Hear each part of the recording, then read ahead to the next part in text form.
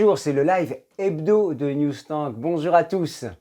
France relance les moyens dédiés à l'ESRI au sein des 100 milliards du plan de Jean Castex, le Premier ministre. On compte 2,55 milliards dédiés au financement de l'écosystème de l'ESRI, l'enseignement supérieur, la recherche et l'innovation, et de la valorisation de la recherche, et aussi 6,7 milliards d'euros pour la formation de l'emploi des jeunes visant à donner une solution à chacun des 750 000 jeunes qui arrivent sur le marché.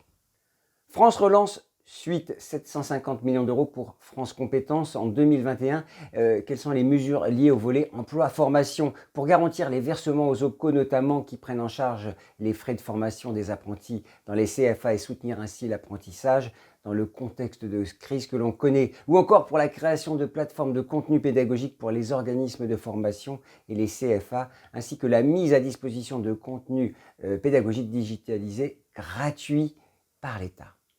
Crise, quel impact? L'exemple de l'UBO qui constate 1,3 million d'euros de dépenses supplémentaires à la rentrée. Une somme considérable et préoccupante selon son président Mathieu Gallou. L'Université de Bretagne occidentale donc, a rendu public le port du masque obligatoire à l'intérieur des bâtiments, mais pas à l'extérieur. Cette décision s'explique, selon le président, par les mesures prises dans les villes où est présente l'UBO. Un accueil normal à la rentrée 2020 dans les classes prépa selon Pascal Charpentier de l'association des proviseurs de lycée ayant des classes préparatoires aux grandes écoles. La rentrée se fait masquer bien entendu et dans le respect des gestes barrières, mais des effectifs normaux sont accueillis. De plus, les internats et la restauration ont pour l'instant ouvert normalement.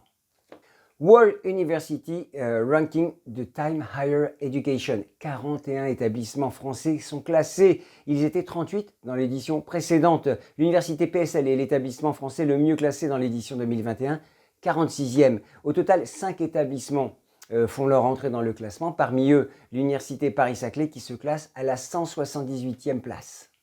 Autre classement, Global Innovation Index 2020, la France est 12e. Notre pays progresse de 4 places dans cet indicateur de référence et c'est son classement le plus élevé depuis 2009, indiquent les auteurs du rapport d'où est tiré cet index. Nous étions au plus bas niveau en 2015 en chutant à la 22e place de ce classement des pays les plus innovants. Depuis lors, la France opère un véritable redressement. En 2020, la France se classe devant la Chine qui est à 14e place.